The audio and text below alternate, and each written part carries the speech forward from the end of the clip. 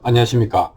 오늘은 감각은 또 감각을 하면서 받는 느낌은 상대적이기 때문에 나는 당신은 괴로움에서 벗어날 수 있다라고 하는 제목으로 말씀을 드려보도록 하겠습니다. 이제 불교에서 감각을 굉장히 중요하게 다루는 것이 감각이 이제 정서를 만들어내기 때문인데요. 그러니까 몸이 있고 몸의 감각 기관이 있고 그 감각 기관을 통해서 외부 상황이 접촉되면 그 다음에 이제 느낌이 생기지 않습니까? 근데 그 느낌은 어, 반드시 그래서 좋은 거냐 싫은 거냐, 그러니까 애와 오, 좋아할 애와 싫어할 오로 나누어집니다. 그러면 좋은 것은 취하고 싫은 것은 버리려는 마음이 생기는 것이죠. 이것이 이제 12연기의 전반 부분을 형성합니다. 그런데 여기서 그 가장 중요한 것은 좋아하고 싫어하는 일이라고 할 수 있겠죠. 그런데 이제 그 좋아하고 싫어하는 일이 이 상황이 반드시 그 좋아하고 싫어함이 그 상황에 따라서 정해져 있다고 하면, 기계적으로 정해져 있어서 바꿀 수 없다고 하면은 우리는 어떤 상황은 반드시 괴로움을 겪어야 되겠죠. 그런데 마음의 세계는 그렇지 않다라고 하는 것이 우리가 괴로움을 벗어날 수 있는 중요한 포인트가 될 수 있을 것입니다. 그래서 같은 일이라도 맥락을 달리해서 보면 다르게 보이기 때문에 우리는 구원의 가능성이 있다, 정서적으로 이런 얘기를 할 수 있겠습니다. 만약에 내가 그 일을 열심히 하는 부하 직원을 보았다, 그러면 흐뭇하겠죠.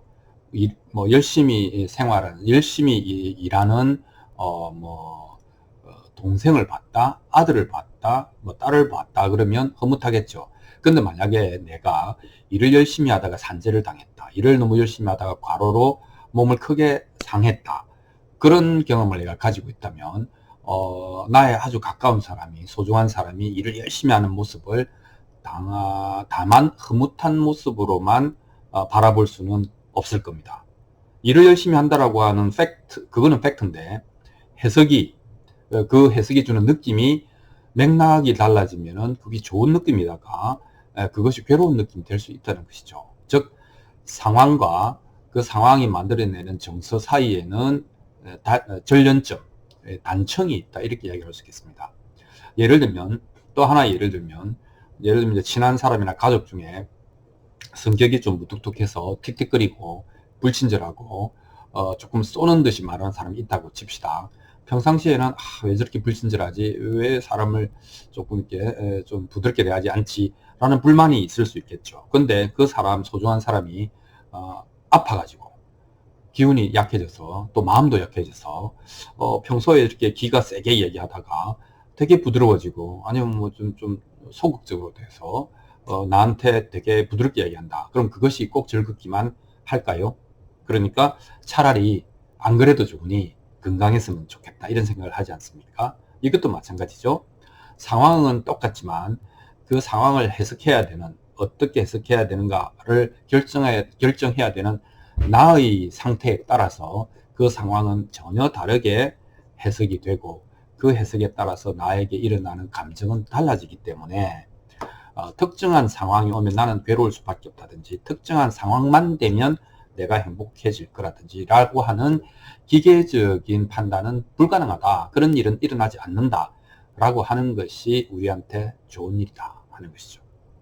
그래서 정리하자면 객관적으로 언제나 어느 때서나 그런 감정을 일어나게 하는, A라고 하는 상황이 일어나면 반드시 A-라고 하는 감정이 일어나는 그런 식의 상황은 없다 라고 하는 것을 이제 분명하게 해두고요. 두 번째는, 그러면 상대적이잖아요. 해석에 따라 달라질 수 있다고 했으니까. 그래서 정해진 감정 반응이라고 하는 것은 없다. 다만 맥락, 불교에서는 연기적인 관계라고 하는데, 연기적 결합에 따라서 맥락에 따라서 해석이 달라질 수 있다는 것이죠. 자, 그러면 이 부분을 정확하게 우리가 이제 평상시에도 기억하고 있으면, 사띠라고 하는 게 상황에 처해서 이런 상황의 본질을 상기한다, 기억해낸다는 뜻이기도 하거든요. 사띠라고 하는 것이 알아차린다는 게 뭡니까? 이것의 본성을 알아차린다는 거잖아요. 이것의 본성은 뭡니까? 정해진 것은 없고 내 상황에 따라서 내 감정이 달라질 수 있다는 것을 알아차리는 것이죠. 그래서 근데 이제 어떤 사람은 이런 것이죠. 뭐 내가 기분이 좋거나 내 컨디션이 좋으면 상대방이 조금 불친절해도 뭐 넘어갈 수 있지 않냐. 그리고 웬만한 일은 또 좋게 좋게 넘어갈 수 있지 않냐. 근데 내가 만약에 상황이 안 좋으면 별거 아닌 것도 내가 크게 반응할 수 있지 않냐. 그럼에도 불구하고 상대방이 지나치게 무례하다면 나는 내가 아무리 컨디션이 좋아도 화를 낼 수밖에 없지 않느냐. 이렇게 뭐 어느 정도 그렇지 않겠습니까? 상대적으로 그렇지 않겠습니까? 라고 얘기를 할 수 있죠. 그런데 이제 우리가 마음 공부를 왜 합니까? 마음 공부가 잘 되면 결국은 이것이 상대적으로 그냥 뭐 상대적으로 해석의 여지가 있다 정도가 아니고 절대적으로 되어버리는 겁니다. 즉 그러니까 바깥 상황이 나의 감정을 흔들 수 없게 되는 경지가 된다는 겁니다. 그러니까 이제 우리가 이렇게 되는 것이죠. 물처럼 좀 허지부지 흐리멍텅하게 되는 거죠. 그렇구나 이렇게 되는 거죠. 그럴 수도 있겠네. 또 그럴 만한 이유가 있었지 않을까? 혹은 뭐 그래도 뭐 이만한 게 다행 아닌가 라는 얘기를 할 수가 있겠습니다. 멋있지는 않아요. 아주 강렬하지도 않고. 하지만 물처럼 상황을 그렇게 무리 없이 수용할 수 있게 된다 하는 겁니다. 그러니까 물처럼 무리 없이 수용할 수 있게 되면 웬만한 괴로움은 불가능하죠. 사라집니다. 그래서 굿뉴스다. 좋은 소식은 뭐냐면 우리가 이제 상황은 내가 어떻게 할 수 없죠. 뭐 어떤 이런저런 이유로 인연에 따라서 우리 앞에 닥쳐오죠. 그게 뭐 병이든 돈 문제든 인간관계 문제든 뭐 하여튼 뭐 먼 나라에서 일어나는 전쟁 또 가까이 일어나는 기상이변 다 상황은 내가 사실 이제 어떻게 못하는 경우가 많습니다. 하지만 상황에 대한 해석은 달리 할 수 있다라고 하는 것이 우리한테는 굉장히 중요한 뉴스가 굿뉴스가 되겠죠. 그래서 왜냐하면 내 해석이 달라지면 내가 대응도 달라지고 대응이 달라지면 결과가 많이 달라질 수 있기 때문에 그렇습니다. 그래서 특히 가정에서 또는 친한 사람들끼리 다툴 수가 있는데 어떤 사람은 다투고 헤어지기도 하고 어떤 사람은 칼로 물베기처럼 뭐 다투어도 그 다음날 계속 이어져 가기도 하죠. 그리고 세월이 흘러서 아웅다웅 하는 것이 이게 행복한 나날들이었구나 라고 생각할 수도 있습니다.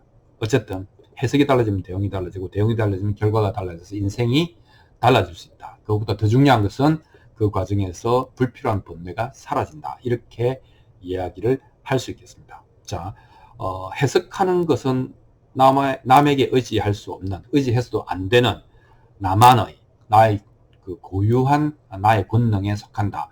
라고 선언하는 것이 주체적인 삶의 출발점이고, 그런 사람만이 상황이 어떻게 되든지 간에 불구하고 자유와 평안을 쟁취는 아니고 평안을 획득할 수 있는 자격이 주어진다. 이렇게 말을 할 수도 있겠습니다. 자, 어떤 경우에도 내가 그것을 어떻게 보는가 하는 것이 눈 시퍼렇게 살아있으면 나는 내 인생을 살 수 있다. 라고 하는 뭐뭐 때문에 나는 그렇게 될 수밖에 없다라고 하는 것은 말을 해놓고 나서도 그렇게 기운이 나는 말은 아니죠. 예, 어떤 경우에도 해석은 나의 것이고 대응도 그리고 그에 따라서 결과도 나의 것이다 라고 하는 것만 우리가 기억해도 대부분의 번뇌는 벗어날 수 있겠다. 이렇게 말씀드리면서 이만 마치겠습니다. 고맙습니다.